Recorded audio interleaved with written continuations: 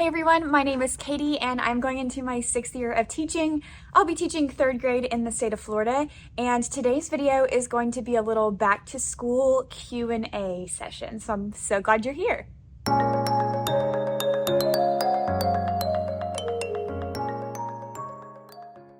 So I put a little question box on my Instagram page because I really wanted to do a sit down video with you guys. I haven't filmed one basically the whole summer. So I wanted to do one before like the busyness of the school year starts. And I was like, what better topic to do than back to school Q&A? Because I know that's what's on a lot of people's minds as they start to like gear up and get ready for back to school. And it's on my mind too.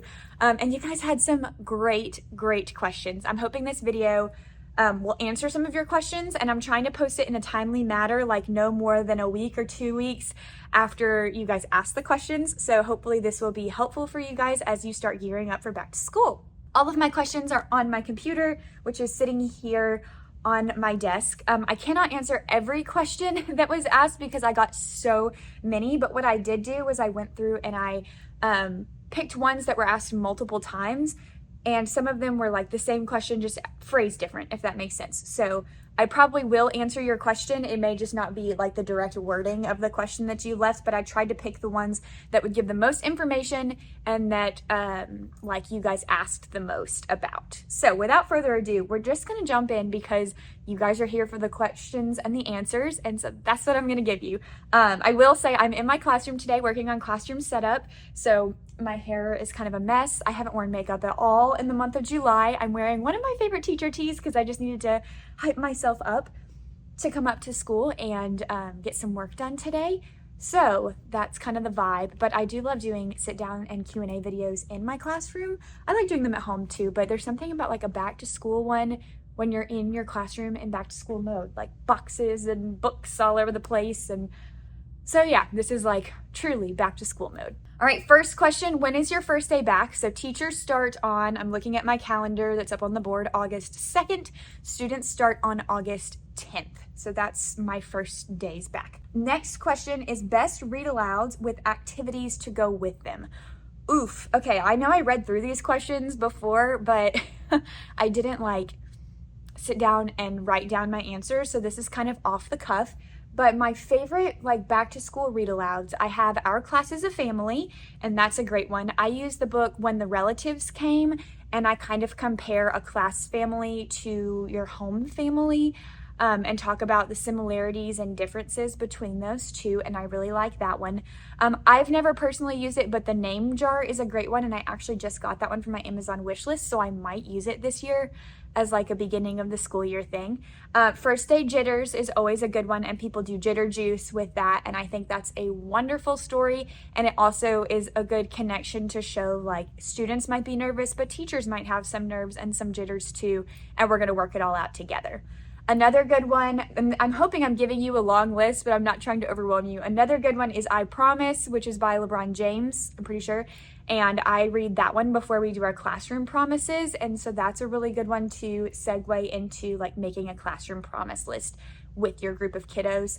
I have one that I read when I was teaching first grade. I think it was like Clark the Shark or something about Clark going to school. I'm gonna look that one up. It was a shark book and it was cute, and I did it for the first day of school. So I'm gonna look it up and then I'll link it over here. I'm trying to think if there's any other books that I like to read. As far as like novel read alouds, I teach 3rd grade, so I start the year off reading 3rd grade Angels, which is a really fun chapter book to read aloud during snack time. So if you teach 3rd grade, that's a fun one. There's also one called 4th grade Rats. So if you teach 4th grade, you could start with 3rd grade Angels and then read 4th grade Rats, or you could just read 4th grade Rats, and that would be fine too. But I do that one at the end of the year because my team teacher suggested it. So I hope those are kind of a couple. I know they're really common. Also, pick your favorite read aloud. It doesn't even have to be back to school themed, but I think like picking your ultimate favorite read aloud for the beginning of the school year is kind of fun to do with your class because it gives them a glimpse into you and like what you like beyond just like it's back to school, it's a welcome theme, it's all of the stuff that you'll be doing all the time, and it can break up like the monotony of back to school if you just do one for fun. So those are like read aloud suggestions for back to school. Next question, does your district have tenure If so, how long does it take? Florida does not have tenure. I did in Alabama and it took 3 years. Florida doesn't have it. So that answers that question. Do you buy anything special for yourself for back to school? New lanyard, tees, pins, etc. Sometimes I do, sometimes I don't. I kind of just sporadically treat myself. This lanyard is one of my absolute favorite things, and I will link it in the description box if you're interested in it. I had my eye on this ever since I was a student teacher on, I'm pretty sure you pronounce her name Alicia, and so if I mispronounce it, I'm so sorry. But I've been like eyeing her lanyards forever, and then I got it not as like a back to school gift for myself. Well, I kind of did because I got it when I went back in January, the last year I taught first grade. But if you're looking to treat yourself for something back to school, this right here, I love this lanyard and I wear it every day. So I'm like, why not get a lanyard that you love because you're gonna wear it every day, right? So that's one thing. And also I love having like a good tumbler cup to take to school or a coffee cup. So I really like the little Tervis coffee mugs. I've also been eyeing, I think is it Simply Modern? Is that what it's called? They're not Stanleys, but they have the handle. I've been eyeing that because I really do kind of want a cup with a handle. Not just to be like, oh, I want a Stanley cup, but I carried somebody else's Stanley cup in, and having the handle, I was able to carry so much more, and I was like, that might be for me. So I've been looking into that. Teacher tees are always fun, but you might get one with like your team at the beginning of the year. So I didn't get anything for myself this year. That doesn't mean I won't. I did put disco balls up in my classroom, which was just a classroom decoration, but I'm absolutely obsessed with them. So that's kind of like a treat yourself for the beginning of the year because I didn't have to have those for my classroom decor, but I'm sitting here looking at them and I love them. So very long answer for that question. Next question, will you be changing anything in your room this year? If you're following along with my classroom setup series, you'll kind of see some of the changes I'm making. To answer that in a short way, not really. I'm kind of keeping it for the most part the same. I'm changing a little thing like maybe what I display on these cabinets I'm changing, and I kind of fixed my cubby numbers to reflect my classroom numbers this year, but not really, like no major changes as of now. What are you most excited about returning to school? I really like being in routine and I love summer, and I've traveled a lot this summer with my husband, which has been really fun, but I think I'm looking forward to the routine. I also absolutely love my coworkers, and I was here yesterday and chatting with a bunch of them, and it fills my cup to be with them. So I'm really looking forward to getting to have that interaction with them every day and eat lunch with them every day. And I think I'm making myself teary just thinking about it. So I think that's something that I'm most excited for. I also really like fall. So if you're somebody who's kind of dreading back to school, but you like fall, I think that I just love that school starts in the fall season because it starts to get cooler, although I live in Florida, so that won't be till like literally December. But you know, like pumpkins and candles and sweaters and football and all of those fun things and the holidays start to come towards the fall. And so that's something that is always exciting about returning to school for me as well. Tips for restarting the year in an already decorated / lived-in classroom for a returning teacher. This is the boat that I'm in right now, and I'm really excited to be in this boat. Honestly, I would say like keep it simple. You don't have to completely redo your theme. I'm keeping all of my printed things that I did last year the same. Literally, I'm not changing my theme at all. I'm just adding some things, like I added the disco balls. I'm changing up one of my ELA walls. I'm looking at what worked last year, what didn't work. And I feel like most of my changes are going to be procedure based and less classroom setup. So that's what I'm going to be focusing my time on more this week and during pre-planning. I hope that answers your question. Next page of questions. What gets you pumped up for back to school? I think I already kind of answered that one. Getting to see my coworkers, getting to be in routine, and fall starting all gets me pumped up. Also, coming in and working in my classroom helps get me excited. I was telling David, he was like, how's your day? I was like, it's okay, yesterday. And he looked at me and he was like, well, what'd you do? And I just went and told him all about all the things that I decorated. And he was like, I can tell you're really excited to go back. And I was like, really? And he was like, yeah, you just talked to me for like 10 minutes nonstop about how exciting all this was and how much you loved doing this and this. And so that's something that brings me joy, is to come in and like get to work on my own time and my own pace, watching whatever I want on the board, listening to Taylor Swift, drinking a coffee, just enjoying my space. So that helps get me pumped up. The next question is, oops, I scrolled. What do you teach for the first few days of school? And then another one that's like kind of following up with it is, how early do you start planning lessons? So I make sure that my first week of school is planned before pre-planning or during pre-planning, and then I'll start planning my lessons like content wise during that pre-planning week towards the end of it, like after open house. So the beginning of like teacher planning, I'm in open house mode, like meet the teacher, we call it open house. No, we call it orientation. I'm in like orientation mode and like first week of school mode. And then after, we have a day or two. And so that's about the time when I've had everything labeled and I've had time to process, and I'll start to do my lessons like with my content. I'm going to start it a little earlier this year because I don't have as much to set up in my room. But that's about when. As far as what I teach the first few days of school, I actually have an entire video that I walked through my first 3 days last year. And I'm doing about the same thing. I'm changing a few activities up. But if you want to know like what I teach, I will link that video above in the cards for you. Please go watch it because I show you my plans and my slides for the first week. Oh, excuse me. And I think it gives a good idea of like what I teach. But I'm mostly doing like team building activities and routines and procedures, especially this year because we're starting with just 2 days. That's probably all I'm going to have time for in those first 2 days of school. That way we can hit the ground running with content when we get started with content. The next question says, what do you do to prepare for Meet the Teacher or open house? P.S. You're amazing. Thanks for all you do. Oh, that's sweet. As far as preparing for Meet the Teacher and open house, I really relied on my teammates last year because it was my first year here. My first piece of advice for getting all of that stuff together is check with your teachers who have been there and your office staff, because they might have forms that you need to do that they need for you to have parents do. And this has been my experience all of my years of teaching. There's always like a form from the nurse, a transportation form, if you need to get them to do free and reduced lunch forms.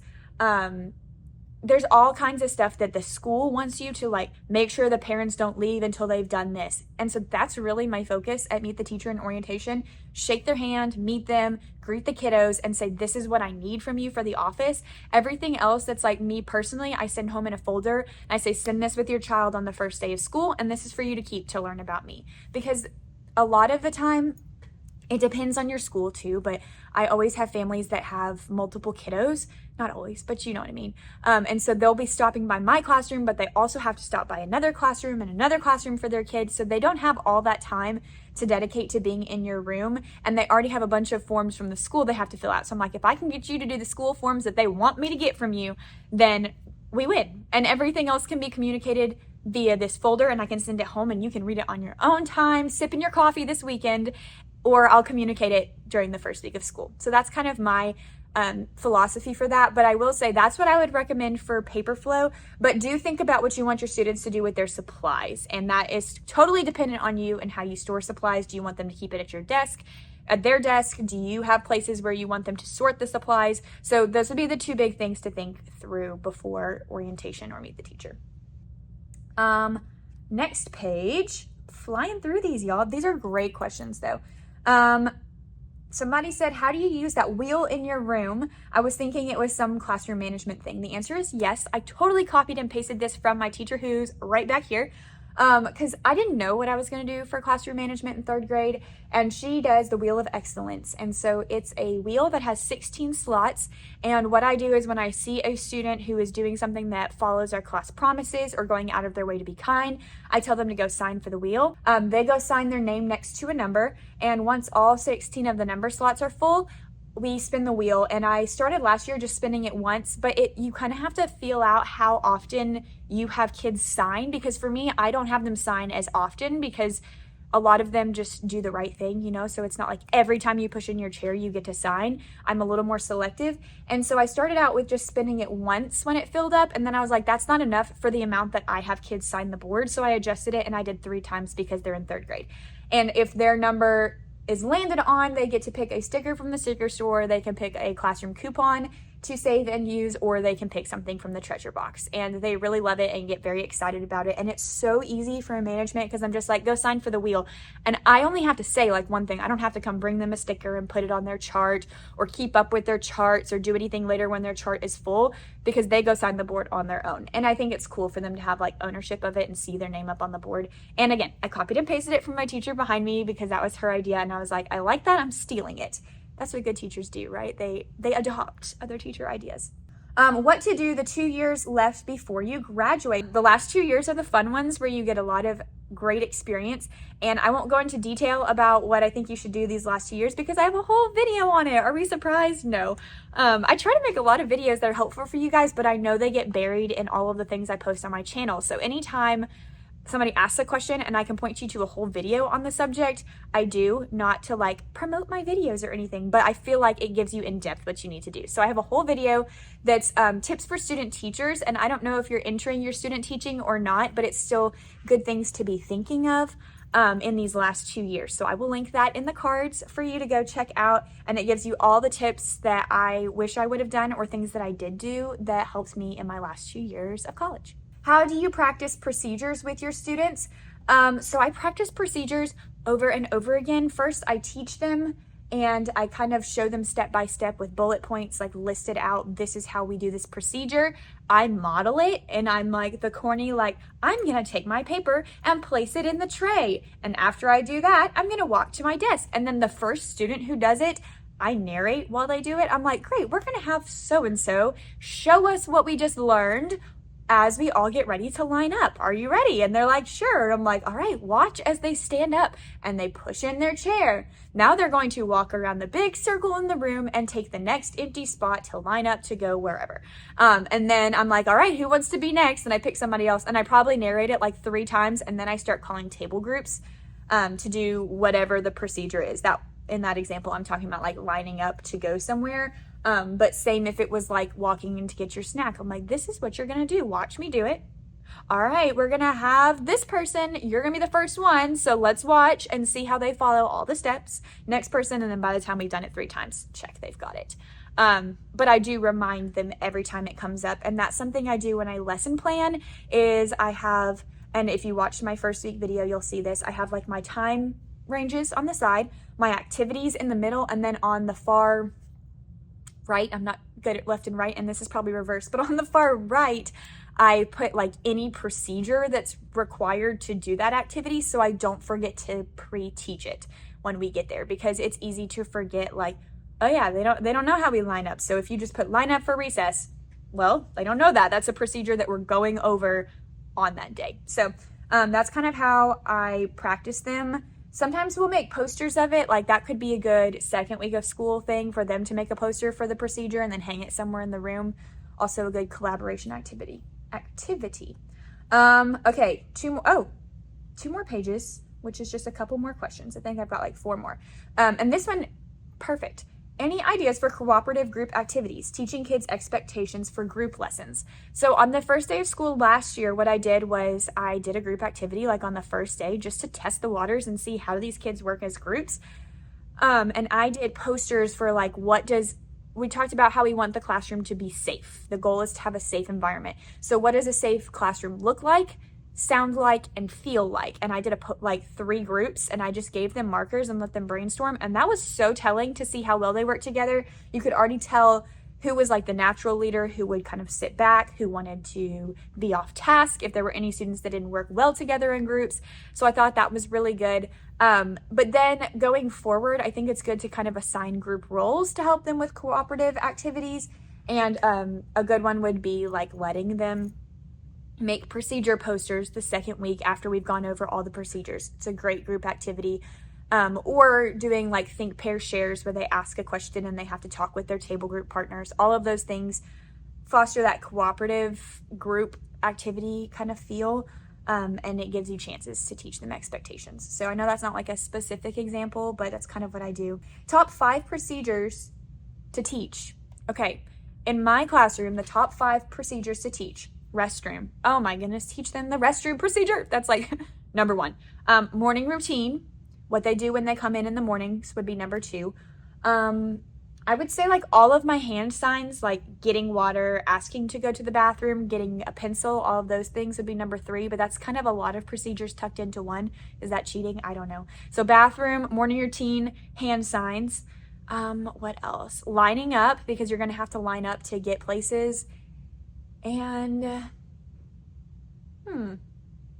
bathroom, morning routine, hand signs, lining up. Okay, and I think the last one for me that's kind of particular in my classroom is getting supplies. I have this thing that's called the big circle in my classroom. um, and it's how I like my students to flow and walk through the room, mainly because of privacy walls. My privacy walls are way over by like my classroom window. And I've been particular about this since I started teaching because I don't want it to be a free-for-all and these privacy walls flinging everywhere. So I kind of do this with picking up any kind of supplies, and when we line up and when we do anything, we walk around the big circle. And so I teach them like what the flow of that is. And basically it's like you just go on the outside of the room, around the front, around the side, back to your seat. So there's not like traffic jams. So I guess like teaching them the big circle would be my fifth one in my classroom. Yours might be different, but I think those are like my 5 biggest ones. I'm trying to think if there's anything else. I also teach them that we do everything by like table group, but that's kind of built into all of those. Like if we line up, orange table, green table, yellow table, all of that stuff. So those are my top 5. Best ways to deal with nerves as a first-year teacher. I'm so nervous yet still excited. Just know that you're not the only one who's nervous, and I'm going into my 6th year of teaching and I will still be nervous on the first day of school. So there's that. But what helps me, now you're a first-year teacher, so you may not get this yet, but as a veteran teacher, what helps me is remembering that it's going to get easier. So like April, May, March, I mean, even before then, like stinking end of September and October, your kids are going to know what to do. And I know how that feels to have a class that already knows what to do, to be able to line up quickly and efficiently, and to say, this table, go around the big circle, get your privacy wall, have a seat, and then just do it. So I would say, to help you calm your nerves, because this isn't something you've experienced, like the kids will learn how to do it. Be specific, and it will take time and it will feel clunky at the beginning, but then your kids are going to know what to do and you will feel like you have a groove and a rhythm going. And that helps me calm my nerves to remember like this clunky, awkward feeling is not forever and we will be moving smoothly. It'll just take a couple weeks. Other things, I do things to get myself excited. Like the first day of school, David and I, it's tradition, we always go to Moe's for dinner, Moe's Southwest, because that's like one of our favorite places. And so I am already looking forward to the post first day of school Moe's dinner. Like I've told him that last week and we're still like 3 weeks out from the first day of school. So that's one thing that I do every year that gets me excited for the first day of school. I kind of get to sit down with David, tell him how the whole day went, and enjoy like one of our favorite things that's like quick and easy to go out and eat. And it takes the stress of cooking off of me for the first day of school. So that's one thing that I do. And just know that it's okay to be nervous. Nerves are fine. Like it's okay. I know it sucks. But you will be nervous, and just be like, all right, I'm going to accept the nerves and just push forward and do the best that I can. And then the last question, how do you plan for the first couple of days? I've already shared this actually when I was answering a question previously, but I told you I do the timestamps, the activity, and any procedures or routine that's required for that. And if you want to see that in detail, I mentioned it earlier, but go check out my first weeks of school video where I did a plan with me and I went in detail and showed you that exact outline. But that's how I plan for the first couple days of school. And check with your team teachers and see what are they doing. Say, hey, what are you doing? Can I do that too? And that will help a lot. All right, I hope that answered. You guys had great questions for back to school, by the way, and I hope that helped answer some of the questions. So thank you guys so much for watching. If you have any lingering back to school questions that weren't covered in this video, drop them in the comments and I'll try to answer it in the comments for you guys. Best of luck to all of you guys going back to school. If you made it to the end of this video and you have a question, leave it in the comments. But even if you don't have a question, I would love to know how many years you've been teaching and what grade you're teaching. So leave that in the comments below, because I just think that's so fun to see what you guys are teaching. And some of you guys aren't teachers. I get that all the time. Like, I'm not a teacher, but I love watching your stuff. So if you're not a teacher, tell me what you do. Like, what's your job? Do you stay home? Do you work in marketing, advertising, medical field? Tell me what you do, because I think that's really interesting. I hope I didn't talk your ear off. I feel like I've been talking a million miles an hour. I guess I'm just getting ready for back to school and having to talk all day again. But thank you guys so much for watching. Give this video a thumbs up and subscribe if you liked it, so you don't miss any more content from my channel. Follow me on Instagram, because that's where I post my Q&A boxes most of the time. I don't even think I shared this one on my YouTube community page, because I was just like, let's get some quick questions. So definitely follow me on Instagram for more of those. And as always, I will see you guys in the next one.